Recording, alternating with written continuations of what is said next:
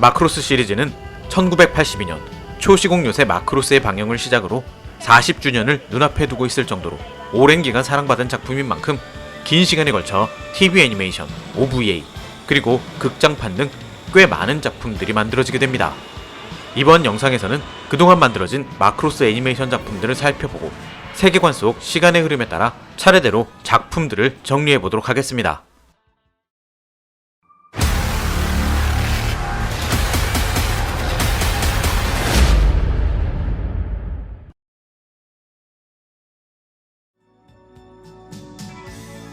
마크로스는 1982년 제작된 초시공 요새 마크로스 TV 애니메이션을 시작으로 1984년 초시공 요새 마크로스 극장판 사랑 기억하고 있습니까가 개봉하고 1987년 뮤직비디오 형식의 OVA 플래시백 2012 그리고 1992년 마크로스 10주년 기념으로 만들어진 OVA 마크로스2 러버스 어게인이 공개된다. 그런데 카와모리 쇼지를 비롯한 초시공 요새 마크로스를 제작했던 원년 멤버들은 마크로스2에 크게 실망하게 되고 우리들의 마크로스는 이런 게 아니야 라며 다시 의기투합해 만든 것이 1994년 공개된 OVA 마크로스 플러스와 TV 애니메이션 마크로스 7이다. 그렇게 성공적으로 마무리된 마크로스 플러스는 얼마 뒤 OVA 내용을 압축하고 새로운 영상을 추가해 극장판으로 개봉하게 되고 마크로스 7의 경우 인기에 힘입어 1995년 추가 영상을 담은 마크로스 7 앙코르와 극장판 은하가 나를 부른다가 공개되고 1997년에는 마크로스 7 다이너마이트까지 만들어지게 된다. 그리고 월드컵의 열기로 모두가 미쳐있었던 2002년 20주년 기념으로 제작된 프리퀄 작품 마크로스 제로가 OVA로 공개되고 2008년 25주년 기념작으로 만들어진 마크로스 프론티어가 성공하면서 마크로스는 다시 세간의 주목을 받게 되고 2009년 거짓의 가이와 2011년 작별의 날개 극장판이 추가로 만들어지기도 했다. 참고로 2007년 선행방송된 마크로스 프론티어 1화의 엔딩에서 생각지도 못하게 흘러나온 사랑 기억하고 있습니까는 올드 팬들의 덕심을 다시 불타오르게 만들기에 충분할 정도의 감동이었다고 한다. 그렇게 시간이 흘러 2012년 30주년 기념으로 마크로스 7과 마크로스 프론티어의 크로스오버 극장판 마크로스 FB7 은하유온 내 노래를 들어도 개봉하기도 했으며 2016년 새로운 마크로스 시리즈 마크로스 델타가 공개되고 2018년 마크로스 델타 극장판 격정의 왈큘레가 개봉했지만 후속인 극장판 절대 라이브는 시국이 이렇다 보니 2021년으로 개봉이 연기된 상황이라고 한다. 이렇게 마크로스 애니메이션은 지금까지 총 18개의 작품이 만들어졌는데 이 중에서 초시공 요새 마크로스, 마크로스 플래시백 2012, 마크로스 플러스, 마크로스 7, 마크로스 제로, 그리고 마크로스 프론티어와 마크로스 델타 여기에 마지막으로 인정하지 않는 사람들도 많지만 어찌됐건 마크로스2 러버스 어게인까지 이렇게 8개의 작품은 마크로스의 세계관이 연결되는 정통 시리즈로 볼 수 있으며 추가적으로 만들어진 OVA와 극장판은 각 시리즈에 해당하는 파생 작품으로 생각할 수 있다. 하지만 이런 상황은 오랜 세월을 마크로스와 함께해온 올드팬이 아니라면 알고 있기 힘든 상황이기 때문에 마크로스를 잘 모르거나 처음 접하는 사람들이라면 꽤 많은 작품 수에 어떤 작품부터 봐야 하는지 고민하게 만들게 되는 것 또한 사실이다. 사실 마크로스 시리즈는 기본적인 세계관을 공유하고는 있지만 시리즈별로 중요한 연관성을 가지고 있지는 않기 때문에 어떤 시리즈를 먼저 감상해도 무리가 없다고 할 수 있다. 그럼에도 시간의 흐름에 따라 발생한 사건들을 대략적이라도 알고 있다면 작품을 심도 있게 이해하고 즐기는데 도움이 될 것이기 때문에 마크로스 시리즈의 각 작품들을 제작된 순서가 아닌 작중 시간의 흐름에 따라 차례대로 정리해보도록 하겠다.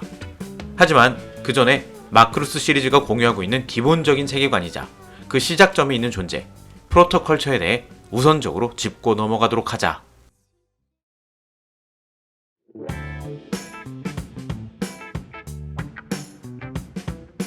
아주 오래전 우리가 속해 있는 우주가 탄생하고 시간이 흐름에 따라 일부의 별들 중에는 생명체들이 나타나기 시작한다. 이 생명체들은 오랜 시간에 걸쳐 점차 고차원의 생명으로 진화해 자신들만의 문명을 이룩하기 시작하고 긴 시간 자신들이 이룩한 문명의 혜택을 받으며 풍요로운 세상을 영위하게 되는데 이렇게 최초의 문명을 이룩한 인류가 바로 프로토컬처라는 존재다. 문명의 발전으로 고도의 과학기술을 확보하게 된 프로토컬처는 전 우주를 대상으로 생활터전을 확장하기 시작하는데, 지나치게 확장에 치중한 정책은 결국 프로토컬처의 분열로 이어지게 되고, 둘로 갈라져 반목하기 시작한 프로토컬처는 자신들 대신에 전쟁을 치러줄 무기로 자신들의 유전자를 베이스로 한 거인 병사 젠트라디를 개발하게 된다. 그리고 얼마 지나지 않아 프로토컬처는 2차원의 소우주의 존재를 발견, 소우주로부터 초시공 에너지를 끌어와 사용하는 방법을 연구하기 시작하고, 소우주로부터 받은 초시공 에너지를 이용할 시험기로 젠트라디를 기본으로 한 강력한 응용생물 병기 이블 시리즈를 만들기 시작한다. 한편 이와 비슷한 시기, 미래의 개척과 비상사태를 대비해 우주 이곳저곳으로 파견한 프로토컬처의 조사함대 중 하나가 지구에 도착, 생태계의 조정과 자신들의 유전자를 이용해 인류를 만들게 되는데, 이런 식으로 프로토컬처에 의해 만들어진 인류는 지구에만 있는 것은 아니었다고 한다. 그리고 완성된 이블 시리즈를 이용한 소우주의 초시공 에너지를 끌어오는 시험 도중 초시공 에너지가 폭주하는 사고가 발생하고, 소우주에 존재하고 있던 정신생명체인 프로토 데빌룬이 초시공 에너지와 함께 넘어와 이블 시리즈에 빙의하게 되는데, 모든 생명체가 가지고 있는 정신에너지 스피리치아를 주식으로 삼는 프로토 데빌룬은 일부의 젠트라디와 프로토컬처의 정신을 조종해 주변의 행성을 침략하기 시작하고, 프로토컬처와 젠트라디가 이에 대항하면서 치열한 싸움이 벌어지게 된다. 이렇게 프로토 데빌룬에 의해 정신 조종당한 젠트라디군이 훗날 감찰군으로 불리게 된 것이라고. 그런데 얼마 뒤 프로토 데빌룬의 리더인 게페르니치의 폭주로 인해 프로토컬처는 대부분이 멸망하게 되고, 스피리치아를 가진 존재들이 대부분 사라져 스피리치아를 흡수하지 못해 약해진 프로토 데빌룬은 무한한 스피리치아를 가진 아니마 스피리치아라는 존재에 의해 봉인당하게 되면서 이 우주에는 젠트라디군과 감찰군만이 남아 주인이 없어졌음에도 끝도 없는 전쟁을 계속하게 된 것이라고 한다. 그렇게 약 50만 년이라는 긴 시간이 지나 1999년 감찰군이 태양계에 심어둔 대젠트라디용 부비트랩 우주선이 지구의 태평양 외딴 섬 나마타리아에 불시착하게 되고, 불시착한 외계의 우주선을 조사한 인류는 몇 가지 사실을 알아내게 된다. 이 함선을 만든 외계인은 인류의 과학 수준을 아득하게 앞선 초고도 문명을 지녔으며, 함선 내부 구조를 통해 외계인들의 신장은 인간의 약 5배 이상의 거인이라는 것과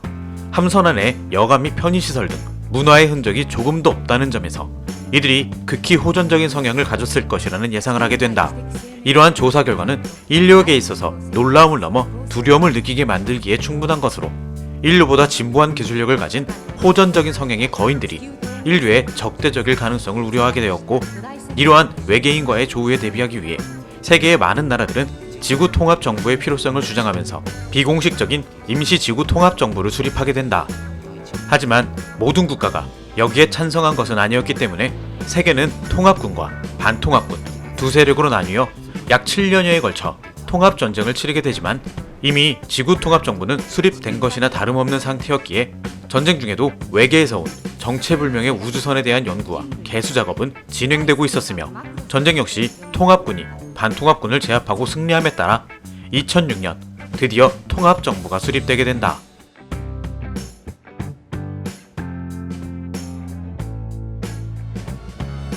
통합전쟁이 끝난 이후 정식으로 지구통합정부가 수립되지만 여전히 반통합군 잔당들에 의한 저항이 계속되고 있던 상황. 결국 통합정부는 대대적인 반통합군 잔당 세력에 대한 토벌을 시작하는데, 외부와 단절된 삶을 살고 있던 마얀섬 근처에서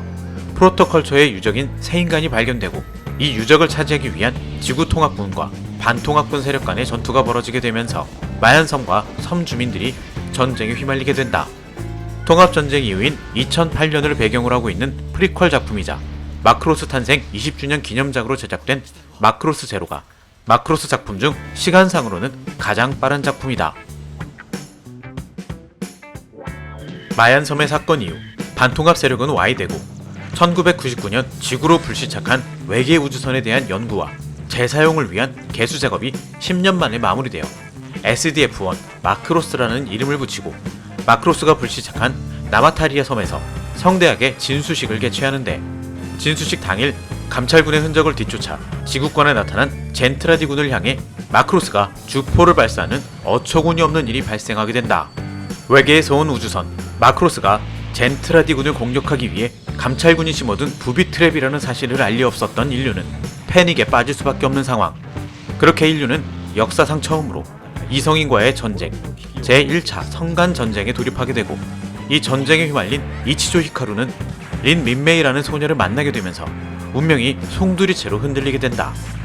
3단 변신 메카닉 발키리와 청춘 남녀의 삼각관계, 그리고 노래를 통한 문제 해결이라는 마크로스를 대표하는 요소를 처음 선보인 작품이 바로 마크로스 시리즈의 첫 작품, 1982년 선보인 초시공 요새 마크로스이다.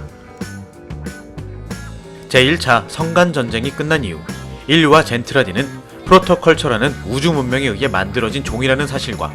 유전자 구조가 거의 동일하다는 사실이 밝혀지면서 인류와 젠트라디는 융합 정책을 시작해 함께하는 공존의 길을 선택하게 되고, 1차 성간대전에서 멸망의 위기를 경험한 인류는 종의 보존을 위해 우주 이민 계획을 추진.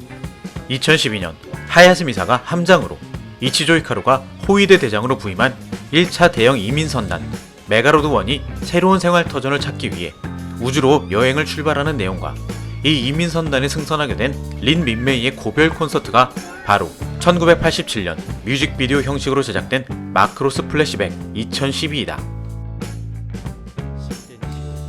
그렇게 우주이민이 본격적으로 시작되고 시간은 흘러 2031년 제1차 성간대전 내용을 다룬 영화가 개봉, 공전의 히트를 기록하는데, 이 영화가 바로 사랑 기억하고 있습니까이다. 극장판 사랑 기억하고 있습니까가 TV판 초시공 요새 마크로스와 설정이 달라진 이유는 이 작품이 정사가 아닌 극중에서 만들어진 영화라는 설정으로 실제 역사를 영상화하면서 영화적 각색과 보정이 있었기 때문이라고 한다. 그렇게 시간이 흘러 1차 성간대전 종전 30주년 축하식이 개최되는 마크로스 시티에서 벌처 가수 샤론 애플의 인공지능이 통합군 중추부를 해킹해 마크로스를 폭주시키는 사건이 발생. 통합군 차기 주력 전투기 선정 계획인 통칭 슈퍼노바 프로젝트의 테스트 파일럿으로 참가 중이었던 이사무 다이슨과 갈드거 보먼 두 사람이 인공지능에 장악당한 마크로스의 폭주를 막아내기 위해 슈퍼노바 프로젝트에서 테스트 중인 YF-19와 YF-21에 탑승해 미친듯 화려한 공중전을 보여주는 작품이 바로 2040년 샤론 애플 사건을 배경으로 한 마크로스 플러스이다. 제1차 성간대전에서 활약한 천재 에이스 파일럿 맥시밀리언 지너스가 함장으로 있는 초장거리 이민선단 마크로스 세븐이 은하계를 향하던 중 프로토 데빌룬이 정신지배하고 있는 바루타의 공격을 받게 되면서 마크로스 세븐 함대와 프로토 데빌룬의 싸움이 시작되는데, 이 싸움을 계기로 프로토컬처의 멸망의 원인이 밝혀지게 되고, 노래가 가지고 있는 힘이 단순한 문화적인 부분에 국한된 것이 아니라 진짜로 측정 가능한 노래 에너지를 발산한다는 것이 밝혀지는 내용의 마크로스 세븐은 마크로스 세계관의 2045년, 2046년을 배경으로 하는 마크로스 시리즈의 정식 후속작이다. 그리고 파이어본버의 보컬이자 프로토 데빌룬과의 싸움을 종치시키는데 큰 역할을 한 네키 바사라가 밀레네의 언니 에밀리아와 만나게 되는 외전 극장판 마크로스 세븐 은하가 나를 부른다가 개봉하고, 미방영분 영상을 담은 OVA 마크로스 세븐 앙코르가 TV판 방영이 끝난 1995년 추가적으로 공개된다. 이어서 성간여행 중 행성 조라에 도착한 바사라가 우주고래 앞에서 노래를 불러 제끼는 OVA 마크로스 세븐 다이너마이트까지 만들어지게 된다. 그렇게 시간이 지나 2059년 제25차 초장거리 이민선단 마크로스 프론티어가 정체불명의 외계 생명체인 바즈라의 공격을 받게 되는데, 바즈라는 개미나 벌처럼 여왕을 중심으로 움직이는 군집 생명체로 바즈라 개체 하나하나는 폴드파를 통해 소통하고 있었던 것으로, 마크로스 프론티어 선단 내에 폴드파를 발산할 수 있는 존재가 있다는 것을 인간들에게 동족이 붙잡혀 있다고 오인해 동족을 구하기 위해 프론티어 선단을 공격하기 시작. 프론티어 선단 역시 이에 격렬하게 저항하면서 싸움은 더욱 치열해지는데, 마크로스 25주년 기념작으로 제작된 마크로스 프론티어는 엄청난 성공으로 새로운 세대들에게 다시 마크로스를 알리는 계기가 되었다고 한다. 그렇게 방영 이후 TV 애니메이션을 재구성 형식으로 제작된 극장판 거짓의 가이와 작별의 날개가 제작되지만 TV판과는 좀 다른 부분이 있다고. 서기 2067년 인류가 종의 존속을 목적으로 우주 이민을 개시한 지 어느덧 반세기가 넘어가고 있었으며, 그 시간 동안 수많은 위기의 순간을 만나게 되고 인류는 그 위기를 극복하며 생존하고 있었다. 하지만 어느 날부턴가 평범한 사람이 광폭해져 죽을 때까지 날뛰게 하는 바르주궁운이 발생하기 시작하는데, 바르주궁운으로 폭도가 된 사람들이 특수한 파장의 목소리를 들으면 진정된다는 사실이 밝혀지게 되고, 이런 파장의 목소리를 가진 소녀들을 선발해 실전에 투입하는 왈큐레이를 창설하게 된다. 그리고 이 왈큐레이와 함께 작전 임무를 수행하는 꽃미남 발키리 부대의 활약이 바로 마크로스 델타이며, TV판 완결 이후 극장판 격정의 왈큘레가 개봉하고 후속편인 절대 라이브가 2021년에 개봉을 앞두고 있다고 한다. 그렇게 시간은 또다시 흐르고 흘러 1차 성간대전 이후 80여 년이 지난 2090년대, 마치 프로토컬처처럼 젠트라들을 이용해 전쟁을 대신하도록 만드는 이성인 마르두크가 지구를 침공해 오는데, 이들 역시 노래를 가지고 있었으며 심지어 전쟁에 노래를 이용하고 있는 상황. 자신들과 다른 문명을 인정하지 않는 마르두크의 공격에 다시 한번 지구는 위기에 빠지게 되는데, 마크로스2 러버스 어게인은 사실 1992년에 마크로스 10주년 기념작품으로 만들어졌지만 시간대상으로는 가장 마지막에 해당하는 작품으로 진정한 마크로스의 후속 시리즈를 표방하며 등장한 작품임에도 아무도 인정하지 않는다고, 심지어 원작 제작진들조차 부정하고 있다고 한다. 이렇게 마크로스 시리즈는 마크로스 제로를 시작으로 초시공 요새 마크로스와 플래시백 2012, 그리고 마크로스 플러스 마크로스 7으로 이어져 마크로스 프론티어와 마크로스 델타를 지나 마크로스2 러버스 어게인을 마지막으로 마크로스 세계관의 역사의 흐름을 정리할 수 있으며, 동시에 마크로스 시리즈를 시청하는 순서라고도 볼 수 있다. 이렇기 때문에 지금 화면에 보여지는 8개의 작품들이 마크로스 세계관의 큰 줄기인 정식 시리즈라고 할 수 있으며, 영상 초반에 이야기한 내용과 중복되지만 다시 한번 언급하자면 이 작품들 외에 마크로스 첫 번째 극장판 사랑 기억하고 있습니까를 비롯한 다른 극장판들과 OVA들은 각각의 시리즈에서 파생된 외전 또는 패러렐 월드 작품으로 각각의 작품이 해당하는 정식 시리즈를 우선 시청한 뒤에 이어서 보면 마크로스 시리즈의 또 다른 재미를 느낄 수 있다고 한다.